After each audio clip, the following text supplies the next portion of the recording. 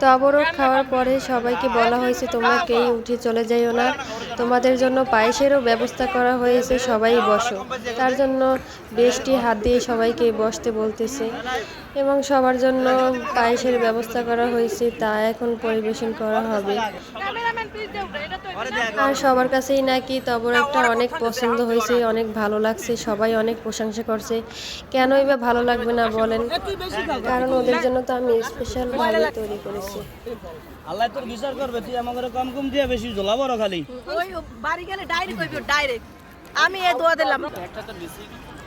এত মজাদার খাবার খাওয়ার পরে আসাদুলের প্যান্টের তালা নাকি খুলে পড়ে গিয়েছে, সবাই তালা খোঁজার জন্য ব্যস্ত।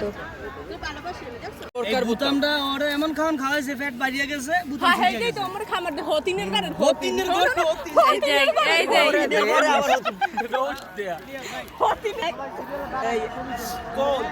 এই যে আমার বুতাম এই দেখ